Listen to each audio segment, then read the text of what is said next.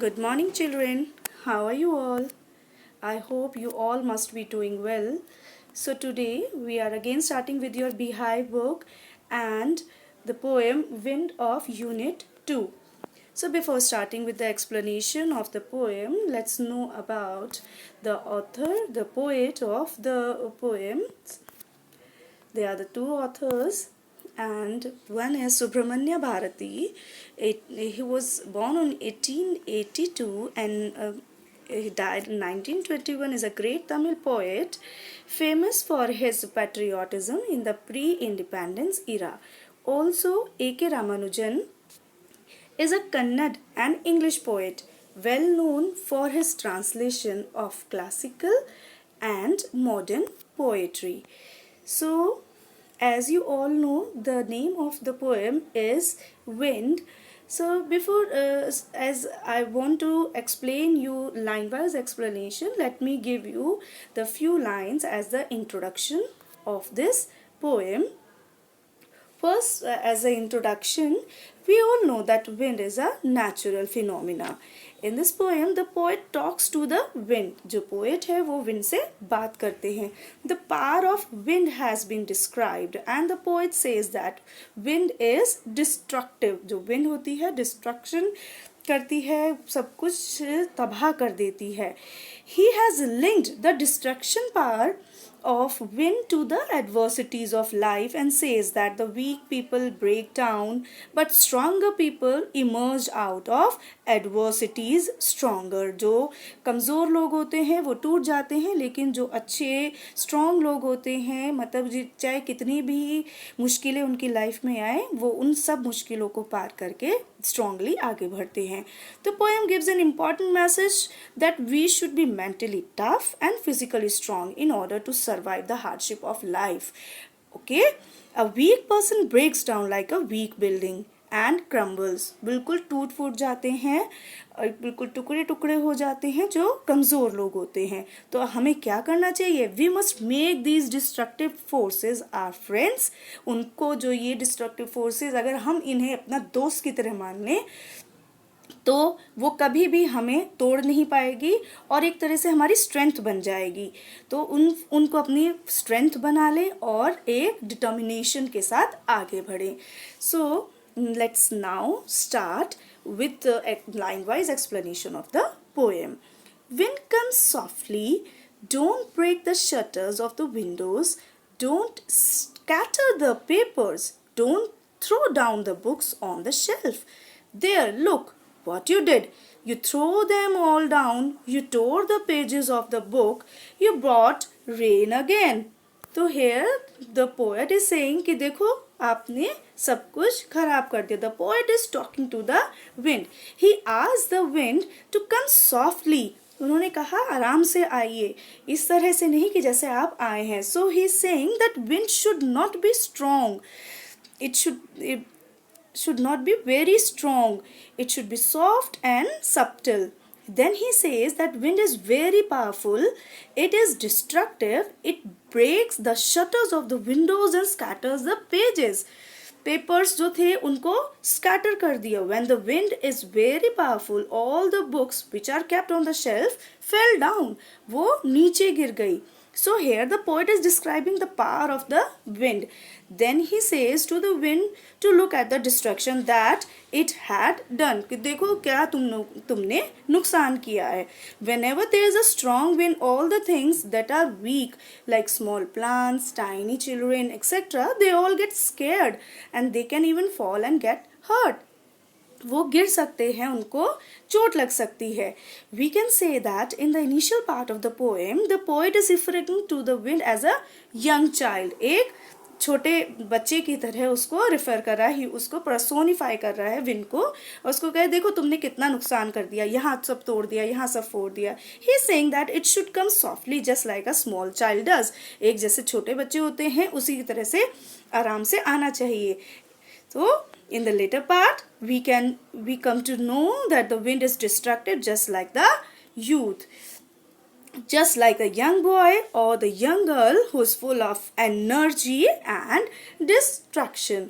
तो उन्होंने कहा कि ये जितना भी आपने किया है ऐसे नहीं आना चाहिए, आपको अच्छे से आना चाहिए था, ये आपको ये तरीका नहीं है विंड का आने का. Now you are very clever at poking fun at weaklings, frail crumbling houses, crumbling doors, crumbling rafters, crumbling wood, crumbling bodies, crumbling lives, crumbling hearts. तो ये here you can see the word crumbling is repeated over here. What is the meaning of crumbling, children? Falling. मतलब जो कोई चीज़ को गिर जाना या उसको इस हद तक नुकसान देना कि वो टूट जाए. So, frail crumbling houses, crumbling doors, crumbling rafters, crumbling wood, crumbling bodies, crumbling life, crumbling heart. सब कुछ तोड़ चुकी है wind. Here the word crumbling is repeated so many times to lay stress that everything crumbles in the face of the strong wind. जब ये strong wind आती है तो इसकी वजह से सब कुछ ही टूट गया. So the writer is saying that when the wind is very powerful, it is very strong, it leads to breakage of everything. सब कुछ तोड़ देना, breakage of everything. Houses which are weak fall, doors which are weak fall. जो कच्चे houses हैं वो भी टूट जाते हैं, जो डोर्स कच्चे हैं वो भी टूट जाते हैं. All bodies of people fall, वो भी टूट जाते हैं. Here crumbling wood, अब यहाँ पे animals, life, सब कुछ टूट जाता है. He is saying that everything crumbles, everything that is weak reacts by falling down and breaking in the face of adversity. Here again the poet is saying कि जो भी कुछ weak होते हैं, चाहे वो घरों की दीवारें हों या दरवाजे हों या खिड़कियाँ हों, कुछ भी हो, या इवन इंसान हो, वो भी टूट जाते हैं, कमज़ोर पड़ जाते हैं. अगर जो कमज़ोर होते हैं तो वो लाइफ के एडवर्सिटीज़ में टूट जाते हैं. So the poet is saying that whenever a weak person faces any adversity in life, he breaks down and fall. अगर कोई भी कमज़ोर इंसान होगा अपनी ज़िंदगी में एडवर्सिटी को फेस करेगा तो वो टूट के बिखर जाएगा और वो अब अपने आप को संभाल नहीं पाएगा.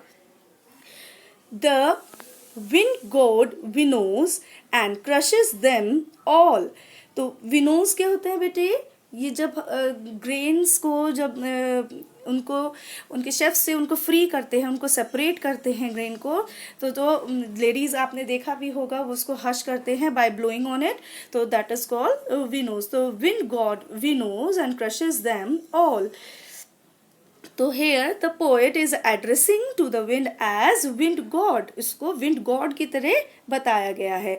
And he is saying that the powerful god of wind winnows. That means that the shifts of the people and those people who are weak fall down and get crush. जो वीक लोग होते हैं, यहाँ पे grain को एक example दिया है, ग्रेन का एग्जाम्पल, जिस तरह से जब विनो किया जाता है ग्रेन को और उससे हस्क से अलग किया जाता है, तो husk like weak people and grain like strong people. तो जो वीक पीपल होते हैं वो नीचे गिर जाते हैं like the husk. So here the comparison is made between the wheat and the people. Just like we know the wheat to separate the grain from the chaff, the wind god separates the strong people from the weak people. उनको आपस में अलग करते हैं. When there is a strong wind, all the things that are weak fall and get crushed. जो भी weak चीज़ें होती हैं, weak लोग होते हैं, वो नीचे गिरकर टूट जाते हैं, वो कभी भी आग ऊपर नहीं उठ पाते हैं. तो here the poet has compared the people with the wheat. He won't do what you tell him. So come, let's build strong homes. Let's join the doors firmly. Practice to firm the body, make the heart steady fast. So here the poet is saying what the poet wants us to make उन्होंने कहा कि अब क्या करना चाहिए, अगर हमें strong रहना है, हमें हंस की तरह अलग नहीं होना है, तो he wants us to make friends with the wind. उसने कहा कि अब विंड को अपना दोस्त बना लो। तो द एडवर्सिटीज इन लाइफ, अब ये जो विंड है इसको किससे कंपेयर किया गया है, किससे बताया गया है, द एडवर्सिटीज ऑफ लाइफ।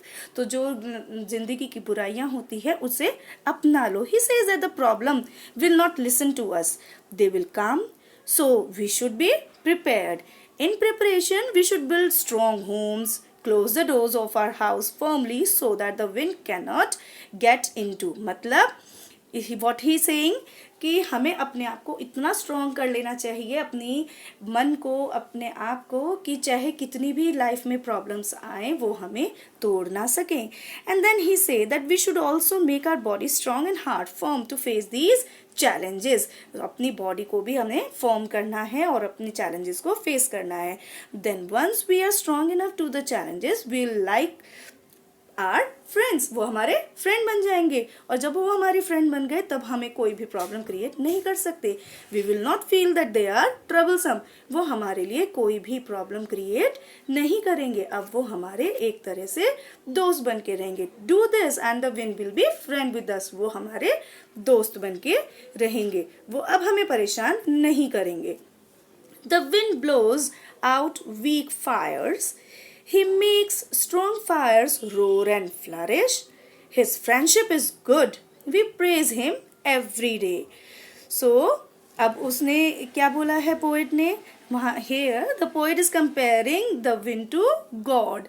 अब उसने विंड को गॉड से कंपेयर किया। He says that wind is God and we praise wind every day. मतलब हम उसको रोज प्रेज करते हैं, हम गॉड को रोज प्रेज करते हैं। He adds that everything that is weak gets finished off in the face of strong wind. जो भी वीक होता है वो स्ट्रॉन्ग विंड के सामने वो अपने आप खत्म हो जाता है। And all the thing that are strong flourish and grow to become stronger. और जो भी ताकतवर होते हैं, जो टूटते नहीं हैं, वो आगे बढ़ते हैं और बढ़ते हैं और इवन आगे जाके और भी स्ट्रॉन्ग होते हैं।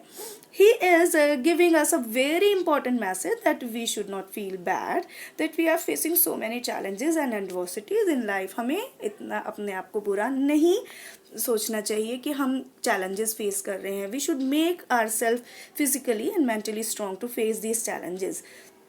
Once we are strong enough, we'll overcome all the challenges and we'll become friends with them. हम हर तरह की challenges को आगे बढ़ सकते हैं, उनको फेस कर सकते हैं और एक तरह से वो हमारे दोस्त की तरह काम आ सकते हैं. We'll become friends with them and then we'll be happy that we had these challenges in our life because they help us become stronger and better. क्योंकि एक बार हम challenges को फेस करना सीख गए, हमें तब बिल्कुल बहुत अच्छा लगेगा कि बिकॉज हमने वो लाइफ में ये सब कुछ मुसीबतें देखी हैं, उनको समझा है, तभी हम आगे बढ़ पाए हैं और अपने आप को एक स्ट्रेंथ महसूस करी है और हम एक बेटर पर्सन बन सकते हैं. So children, I hope you all must have understood the poem.